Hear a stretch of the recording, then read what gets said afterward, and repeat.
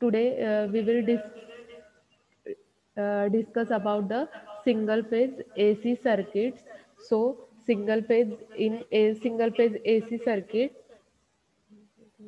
So in single phase AC circuit, that is we have studied की आपण या chapter मध्ये ऑलरेडी कंटेंट जे आहे या चॅप्टरचे स्टडी केलेले. So in this unit, that is we will study single phase AC circuit as well as a three phase AC circuit. So the basic difference between single phase AC circuit and three phase circuit that I have explained earlier. That is single phase AC circuit that works on a 230 volt 50 hertz supply, but three phase circuits are work on 410 or 440 volt voltage range. That is the three phase circuit. So in the basic difference between AC and DC quantity, first of all, explained here. So AC quantity means what? AC means what? Alternating current, and DC means what? Direct current. So the waveform for AC quantity, that is, it is continuously varying with respect to time. That is the signal which varying continuously with respect to time, that is called as AC signal.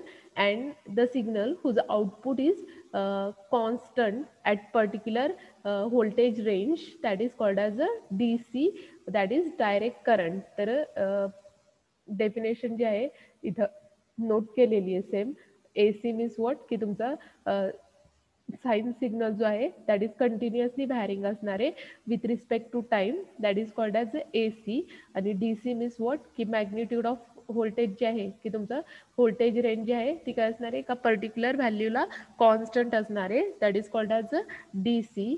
So the use of transformer in AC circuit, we will use transformer circuits, but in DC there is no requirement, that is not possible to use of transformer. Then distribution efficiency. So the distribution efficiency of this single AC circuit, that is high, but there is low uh, distribution efficiency in DC. This is the basic difference between AC and DC circuit. So what is AC supply system? So AC supply system is what? It is used for the domestic applications in single phase AC supply, when that is used for factory, institution, etc, three phase AC supply. And the single phase AC supply is two wire system, that the two wires involved are called as a phase and neutral. तर याच्यामध्ये काय आहे की AC supply system जी आहे की तुमची single phase AC system असेल किंवा थ्री फेज AC सिस्टीम असेल, तर सिंगल फेज AC सिस्टीम मध्ये काय असणार आहे की तुमची टू वायर सिस्टीम आहे. तर two wire system means what की याच्यामध्ये तुमचे दोन पॉईंट असतात, फेज आणि न्यूट्रल. तर त्याच्यानुसार आपण सिंगल फेज AC सर्किटमध्ये 230 व्होल्टेज जे आहे ते प्रोव्हाइड करतो. बट थ्री फेज सर्किट जे आहे की आपण ज्यावेळी थ्री फेज सर्किट डिझाईन करतो दॅट टाइम थ्री फेज सर्किटमध्ये की आपण स्टडी केलंय की स्टार आणि डेल्टा कनेक्शनने काय करतो, थ्री फेज सिस्टीम जी आहे that we will design. So three phase सिस्टीममध्ये तुमचे पॉईंट्स जे आहे आर वाय बी तीन पॉईंट असतात.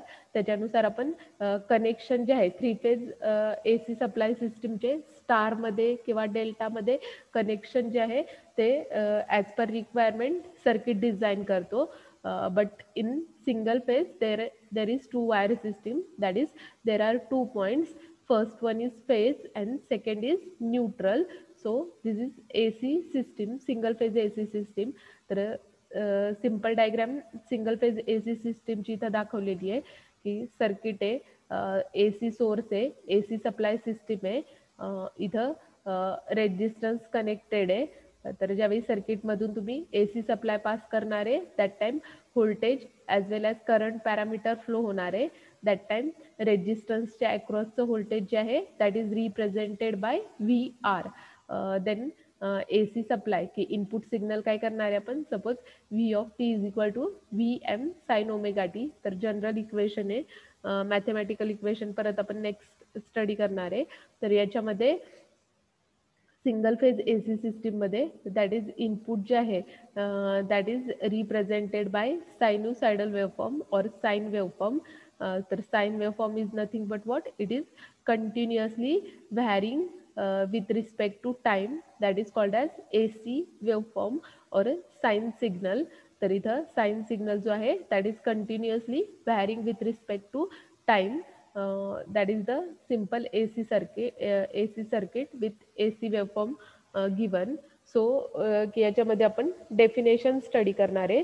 So first definition is that is waveform. तर waveform means what, that is nothing but waveform is nothing but graphical representation. की आपण waveform means what, की तुम्हाला जे काही इलेक्ट्रिकल डिव्हाइस असेल, इलेक्ट्रॉनिक डिव्हाइस असेल, त्याचं ग्राफिकल रिप्रेझेंटेशन आपण काय करतो, with respect to time plot करतो. That is called as waveform. तर वेवफॉर्म जे आहे it is graphical magnitude of quantity with respect to time, that is waveform. तर डेफिनेशन काही वेळा क्वेश्चन पेपरमध्ये तुम्हाला 4 मार्क्ससाठी 4 डेफिनेशन किंवा 2 डेफिनेशन जे आहे क्वेश्चन पेपरमध्ये विचारलेले असतात. तर फर्स्ट डेफिनेशन जे आहे वेवफॉर्म. तर waveform is nothing but what, it is graphical representation with respect to time, that is called as waveform. तर इथं सिम्पल वेवफॉर्म जी आहे इंडिकेट केलेली आहे. एक्स ॲक्सिस वरती टाइम आहे, वाय ॲक्सिस वरती ॲम्प्लिट्यूड प्लॉट केलेली आहे. सो की suppose amplitude is nothing but voltage, current किंवा पॉवर पॅरामीटर जे आपण काय करतो वाय ॲक्सिस वरती प्लॉट करतो, आणि एक्स ॲक्सिस वरती ऑलवेज काय असतं तुमचं टाइम पॅरामीटर जो आहे that is on X axis. then graphical and mathematical representation of sinusoidal AC quantity represent केलेली आहे. सेम ही जी आहे वेवफॉर्म जी आहे ड्रॉ केलेली आहे, सायनुसॉइडल वेवफॉर्म ड्रॉ केलेली आहे. त्याच्यामध्ये वाय ॲक्सिस वरती काय की तुमचा ॲम्प्लिट्यूड किंवा व्होल्टेज किंवा करंट किंवा पॉवर पॅरामीटर जे आहे that we will take on a Y axis, and on X axis that is parameter is time. तर एक्स ॲक्सिस वरती काय असतो टाइम पॅरामीटर जो आहे तो आपण प्लॉट करतो. तर इथं सायनुसायडल वेवफॉर्म जे आहे ती ड्रॉ केलेली आहे. तर sinusoidal waveform means what, across that we will measure parameter for one complete cycle. तर वन कम्प्लीट सायकलसाठी आपण काय करतो पॅरामीटर्स जे आहे ते मेजर करतो. तर one complete cycle means what, positive half cycle plus negative half cycle, that is called as one complete cycle. तर इथं वन फुल सायकलचं डिस्टन्स जे आहे ते रिप्रेझेंट केलेलं आहे. तर one full cycle means what, this is positive half cycle plus this is negative half cycle. तर 0 to पाय पर्यंत 2 पाय पर्यंतचं डिस्टन्स. तर इथं तुम्ही नेमिंग करू शकता 0 पाय, 2 पाय, 3 पाय, 4 पाय. तर इथं 0 टू 2 पाय डिस्टन्स जे आहे that is nothing but one complete cycle. तर याच्यामध्ये आपण पॅरामीटर्स जे आहे ते मेजर करणार आहे. तर पॉझिटिव्ह हाफ सायकल जी आहे ती 180 डिग्रीने रिप्रेझेंट केलेली आहे, that is 0 to 180 degree. Negative half cycle जी आहे 180 टू 360 डिग्रीने रिप्रेझेंट करतो. तर टोटल वन कम्प्लीट सायकल जी आहे ती तुमची किती 360 डिग्रीची वन कम्प्लीट सायकल असते. तर याच्यामध्ये आपण पॅरामीटर्स जे आहे amplitude, peak to peak amplitude जे आहे पॅरामीटर्स मेजर करणार आहे. So this is the graphical or a mathematical representation of AC waveform. तर हे झालं graphical representation. Then mathematical representation जे आहे ते आपण इक्वेशनने नोट करतो. तर इथं ॲम्प्लिट्यूड जी आहे ती पॉझिटिव्ह पिकची ॲम्प्लिट्यूड काय केलेली आहे ए मॅक्सने रिप्रेझेंट केलेली आहे. निगेटिव्ह पिकची ॲम्प्लिट्यूड जी आहे मायनस ए मॅक्सने काय केलेली आहे रिप्रेझेंट केलेली आहे. So mathematical equation that is the voltage waveform mathematically that is represented as v of t is equal to vm sin 2 pi f0 t. तर इक्वेशन जे आहे स्टँडर्ड इक्वेशन आहे सायनुसायडल वेवफॉर्म रिप्रेझेंट करण्यासाठी, that is v of t is equal to vm sin 2 pi f0 t, किंवा तुम्ही 2 vm sin omega T equation directly जे आहे ते नोट करू शकता. तर v of t is nothing but instantaneous voltage असणार आहे. VM is nothing but peak value or maximum value. F0 जी आहे ती फ्रिक्वेन्सी, तर फ्रिक्वेन्सी इज नथिंग बट की आपण 1/t दॅट इज 1/टाईमने काय करतो, फ्रिक्वेन्सी पॅरामीटर जो आहे तो कॅल्क्युलेट करतो. And sine represent that is the shape of waveform. So mathematical representation for sinusoidal waveform, that is we will represent by v of t is equal to Vm sine 2 pi f0 t, or we can also write v of t is equal to Vm sine omega 0 into t. So omega 0 is nothing but same, that is 2 pi f0, and or we can also write as a v of t is equal to Vm sine theta. So theta is nothing but omega 0 t or theta is nothing but 2 pi f0 t. तर equation फक्त तुम्ही काय या फॉर्मॅटमध्ये note करू शकता, v of t is equal to Vm sine 2 pi f0 t किंवा Vm sine omega 0 t ने रिप्रेझेंट करू शकता, or you can also write as v of t is equal to Vm sine theta, that is the voltage equation. Same we write current equation. So current equation, current parameter जो आहे तो आपण काय करतो, I ने represent करतो. So current parameter that is represented as I of t is equal to Im sin 2 pi f0 t. तर I means काय असणार आहे तुमचा इन्स्टंटेनियस करंट असणार आहे, I M means maximum value of current असणार आहे, आणि F0 जी आहे फ्रिक्वेन्सी. तर फ्रिक्वेन्सी जी आहे that we will measure in hertz, that is the frequency parameter. Then next one जे आहे की याच्यामध्ये तर डेफिनेशन जे आहे ते आपण स्टडी करणार आहे. So first definition is that is alternating quantity. तर अल्टरनेटिंग क्वांटिटी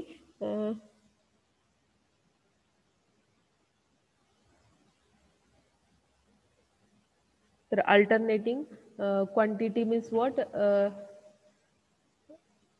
तर इथं वेवफॉर्म जी आहे ती रिप्रेझेंट केलेली आहे for one complete cycle. So alternating quantity is nothing but what, that is waveform that continuously alternating with respect to time with regular time intervals, that is called as alternating quantity. तर alternating quantity जी आहे ती आपण काय करणार आहे की इथं तुमचं साइन सिग्नल जो आहे तो काय होतोय, कंटिन्युअसली अल्टर होतोय. Positive half cycle, then negative, then again positive negative. तर अल्टरनेटिंग सायकल जे आहे that is nothing but continuously changing, that is in magnitude, and alternates in the direction of regular intervals with respect to time, that is called as alternating quantity. Then next definition जे आहे ते आपल्याला स्टडीसाठी first जे आहे amplitude. तर सिग्नलची आपण काय करतो, एम्प्लिट्यूड जी आहे ती मेजर करतो. तर एम्प्लिट्यूड मीन्स व्हॉट, की याच्यामध्ये amplitude is nothing but what, it is maximum positive or negative value attained by the alternating quantity, that is called as amplitude. तर वेवफॉर्म दाखवते. तर सपोज ही वेवफॉर्म आहे, तर वेवफॉर्ममध्ये हे पॉझिटिव्ह पिकचं डिस्टन्स प्लस निगेटिव्ह पिकचं डिस्टन्स, दॅट इज की तुमची maximum value that is positive value, as well as इथं डायग्राममध्ये एक्स ॲक्सिसच्या बिलोची व्हॅल्यू काय असणार आहे, निगेटिव्ह व्हॅल्यू असणार आहे. So maximum value that is positive पिकची व्हॅल्यू प्लस निगेटिव्ह पिकची value that is continuously alternating, that is called as amplitude. Then second one parameter is time period. तर टाइम पिरियड जो आहे तो आपण काय करतो, वन कम्प्लीट सायकलवरून काय करतो, टाइम पिरियड जो आहे तो कॅल्क्युलेट करतो. तर time period is nothing but what, it is time taken in seconds required to complete one cycle, that is called as time period. तर वन कम्प्लीट सायकल जी आहे ती तुमची कम्प्लीट होण्यासाठी लागणारा time period that is nothing but time period जो आहे तो आपण काय करतो, सेकंड्समध्ये मेजर करतो. So time period that is denoted by T. तर टीने काय करतो, टाइम पिरियड जो आहे तो डिनोट करतो. Then next one parameter is instantaneous value. So instantaneous value means what, that is the value of alternating quantity at any instant, that is called as instantaneous value. तर instantaneous value means what, की तुमचा signal जो आहे continuously varying असणार आहे. तर value जी आहे that is alternating quantity at any instant, that is called as instantaneous value. Then next parameter जो आहे frequency. So frequency that is measured by time period parameter. So frequency is nothing but what, it is the number of cycles that occurs in 1 second. So the unit for frequency is hertz or a cycle. So the relation between frequency and time period can be written as f is equal to 1 upon t ने किंवा t is equal to 1 upon f ने काय करतो आपण, relation जे आहे time period आणि frequency मधलं डिनोट करतो. तर फ्रिक्वेन्सी इज नथिंग बट काय, की आपण टाइम पिरियड वरून फ्रिक्वेन्सी कॅल्क्युलेट करतो. तर टाइम पिरियड जो आहे that is nothing but time required to complete 1 cycle. आणि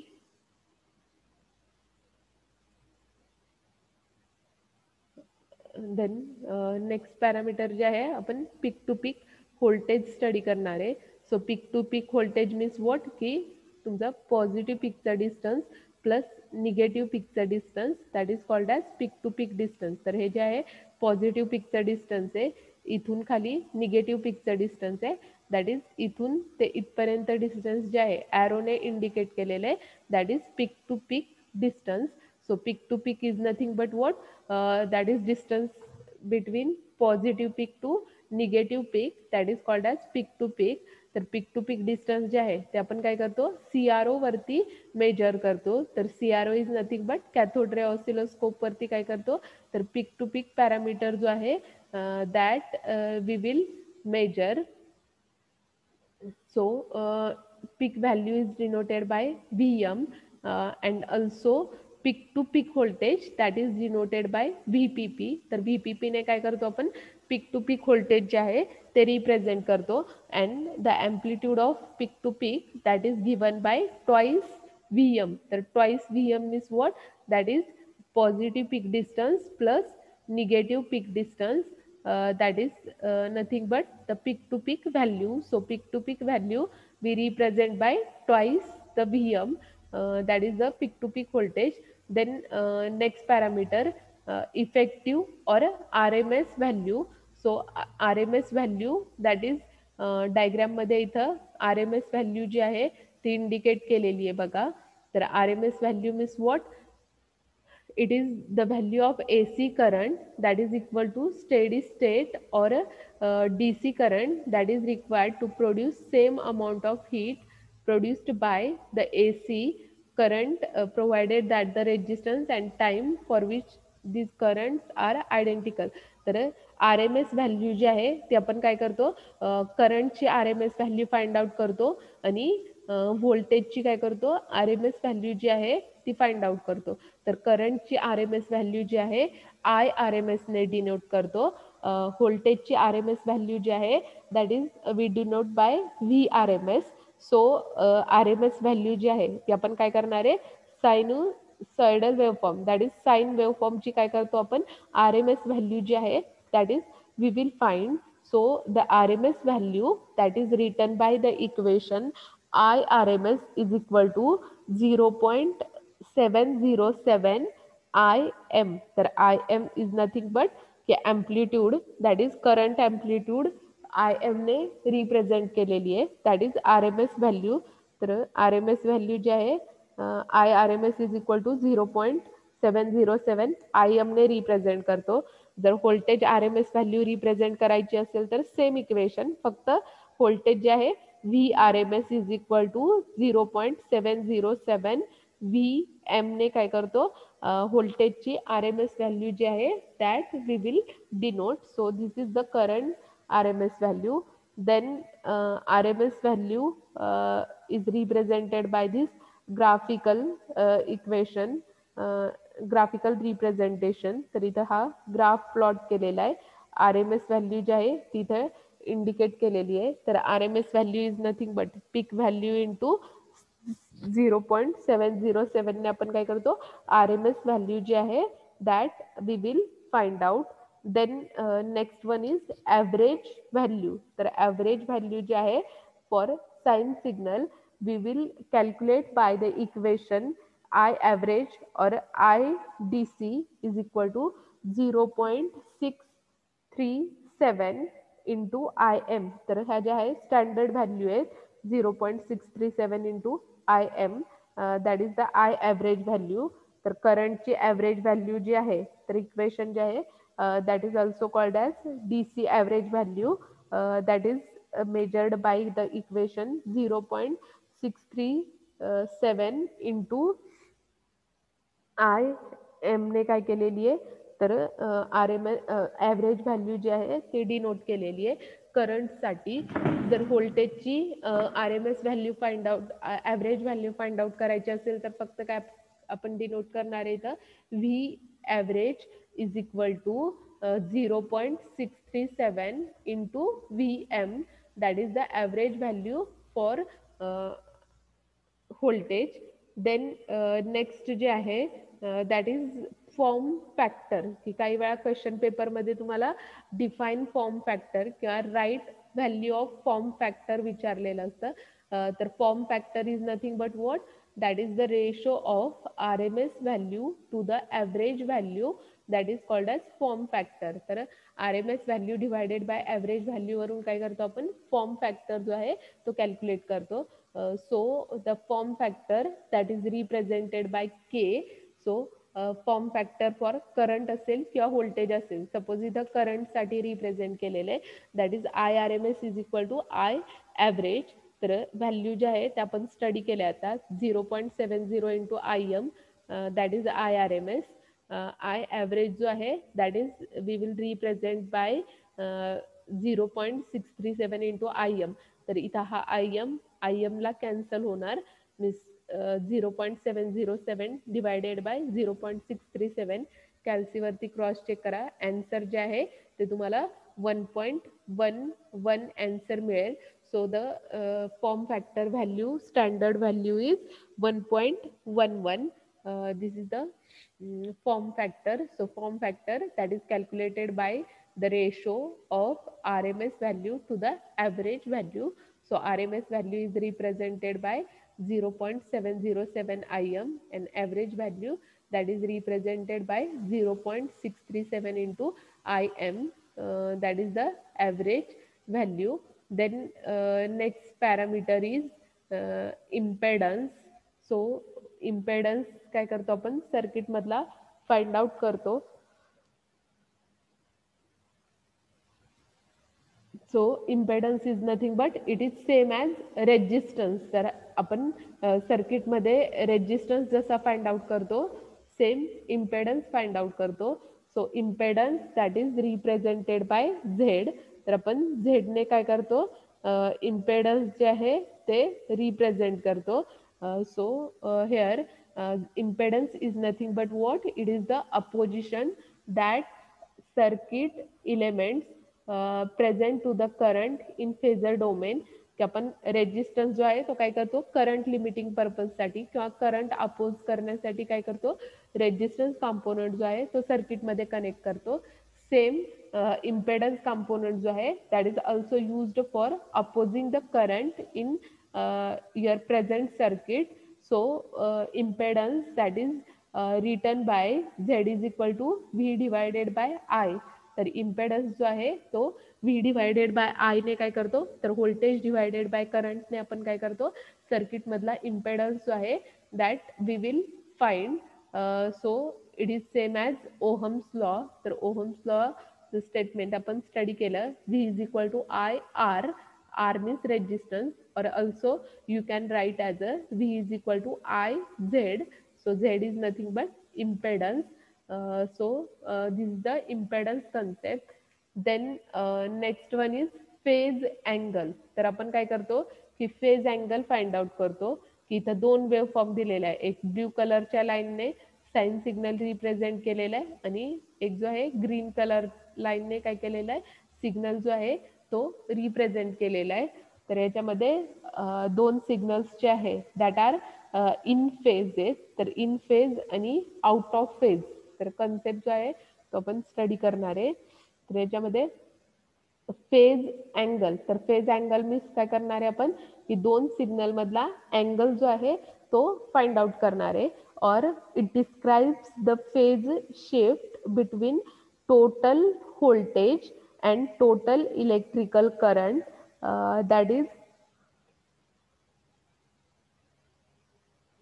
that is voltage triangle matches the phase shift between total voltage and active voltage, so the phase shift. तर आपण काय करणार आहे की दोन वेवफॉर्म मधला काय करतो फेज अँगल जो आहे तो फाइंड आउट करतो.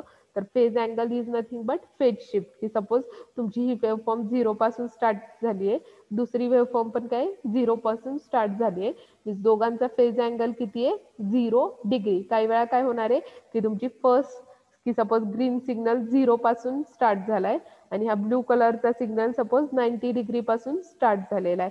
तर फेज अँगल जो आहे that we will calculate. Phase angle जो आहे की तुमचा ग्रीनचा फेज अँगल किती सपोज 0 आहे आणि रेडचा फेज अँगल किती आहे सपोज सॉरी ब्लूचा, की सपोज तुमची ब्लू सिग्नल जो आहे 90 पासून स्टार्ट होतोय, तर 90 डिग्री काय असणार आहे ब्लू लाईनचा किंवा ब्लू सिग्नलचा फेज अँगल असणार आहे. तर डायग्राम वरती तुमचा फेज अँगल जो आहे दॅट इज डिपेंड. देन की आपण सर्किटमध्ये काय करतो पॉवर जी आहे कॅल्क्युलेट करतो.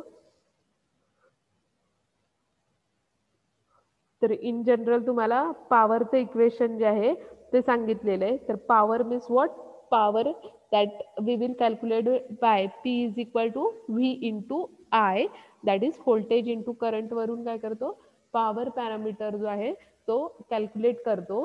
So in electrical circuit power factor we have to calculate power factor.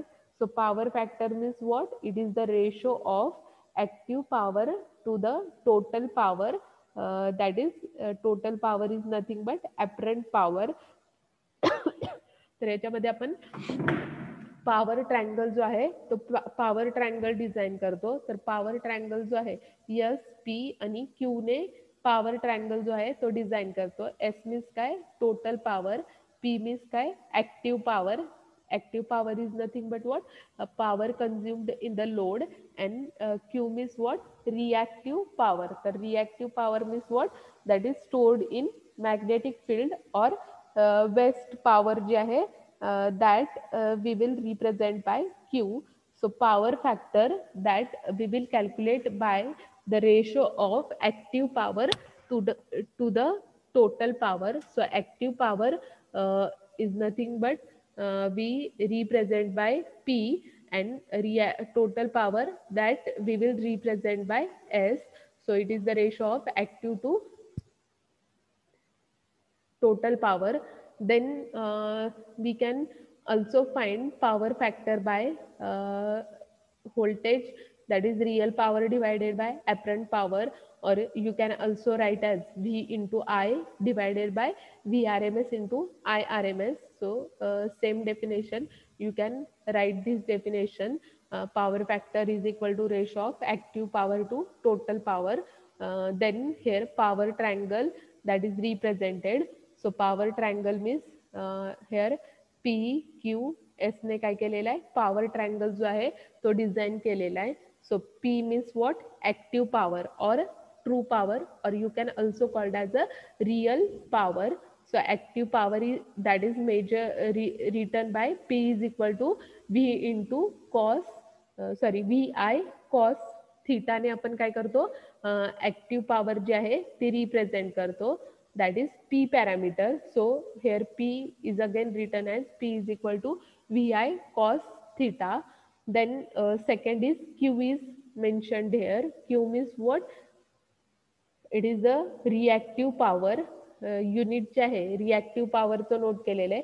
तर ऍक्टिव्ह पॉवर जी आहे ती आपण काय करतो वॅट मध्ये मेजर करतो. वॅट जे आहे that is unit of active real or true power.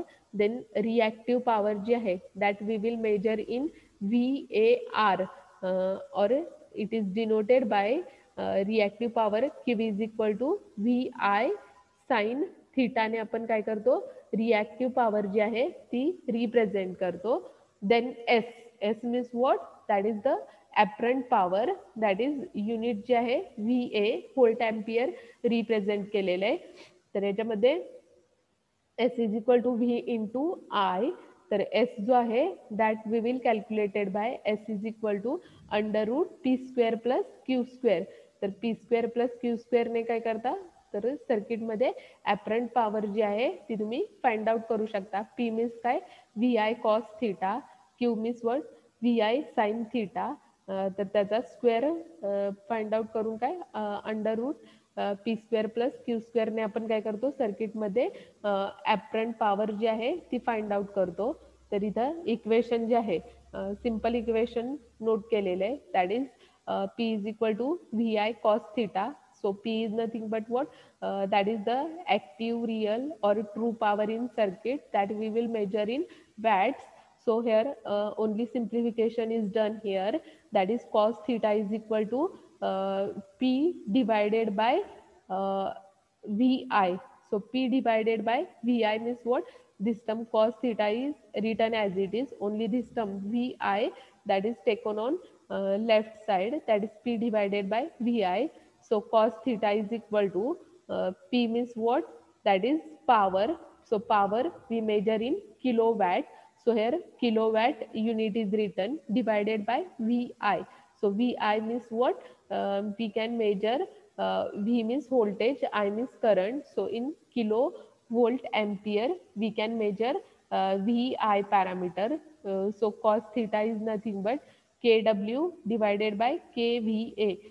So cos theta is nothing but we can also write as a true power divided by apparent power, or you can also write as a cos theta is equal to K, that is kilowatt divided by kilo volt ampere, that is also called as power factor.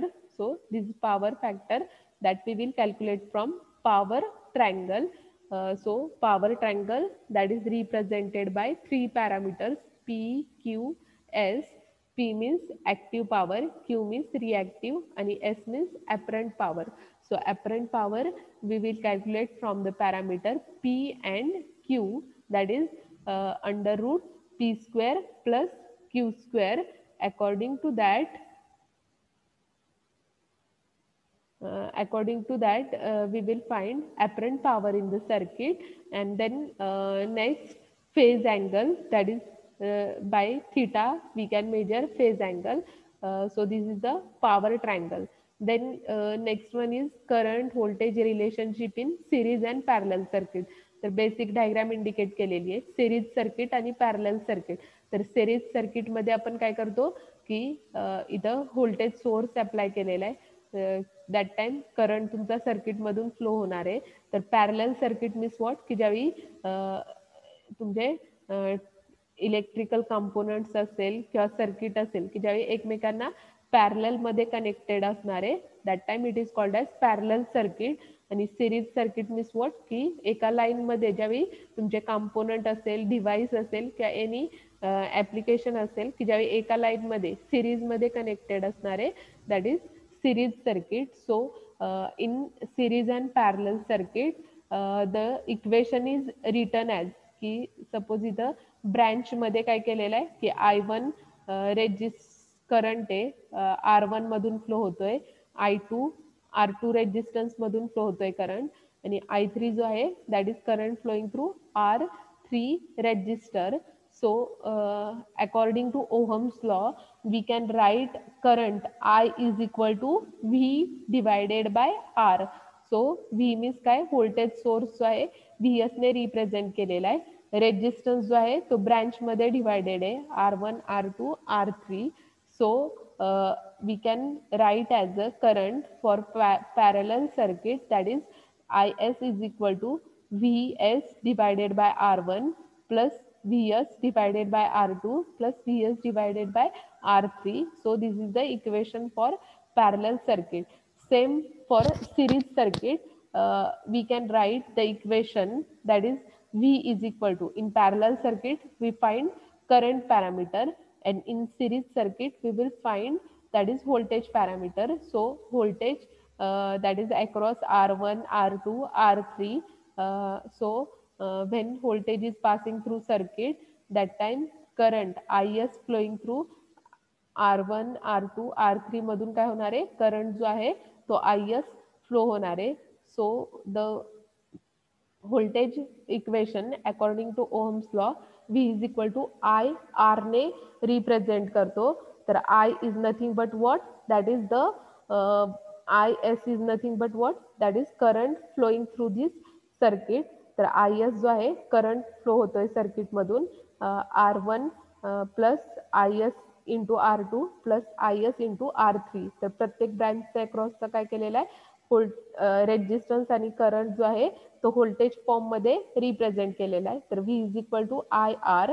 तर I R means काय, I means I S ने represent केलेला आहे आणि रेजिस्टन्सेस जे आहे R1, R2, R3 ने denote केलेले आहे. So V S is equal to equation आपण नोट केलेले आहे, that is I S into R1 plus IS into R2 and plus IS into R3. So this is parallel series circuit. तर parallel circuit मध्ये आपण current find out करणार आहे. So current we will find by the equation I is equal to V divided by R, and in series circuit we will measure the parameter voltage. So voltage according to Ohm's law we write as a V is equal to IR.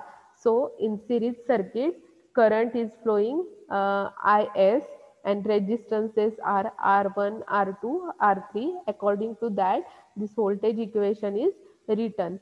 Then we will study the phasor representation of AC quantity. So phasor representation, that is indicated by this. So this is reference axis.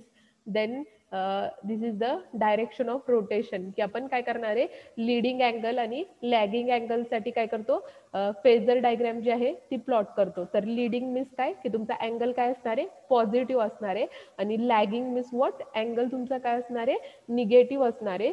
So leading आणि lagging कन्सेप्टसाठी आपण काय करतो, तर AC वेव्हफॉर्मची phasor diagram जी आहे ती plot करतो. So phasor diagram that is nothing but straight line with arrow marked on one side. की इथे या साईडला काय केलेला आहे, arrow जो आहे तो मार्क केलेला आहे. तर arrow काय करतो, डायरेक्शन ऑफ रोटेशन इंडिकेट करतो, की तुमचा फेज अँगल पॉझिटिव्ह असेल किंवा निगेटिव्ह असेल त्याच्यानुसार. अभो रेफरन्स ॲक्सिसच्या अभो जर असेल तर तुमचा अँगल काय असणार आहे, positive, that is leading angle असणार आहे. जर तुम्ही phasor diagram below x axis plot करत असाल दॅट टाइम तुमचा अँगल जो आहे तो काय असणार आहे, लॅगिंग असणार आहे. सो डायरेक्शन ऑफ रोटेशन ज्यावेळी बिलो एक्स ॲक्सिस की रेफरन्स ॲक्सिसच्या बिलो असणार आहे that time your angle is lagging angle. तर आपण नेक्स्ट लेक्चरमध्ये परत फेजर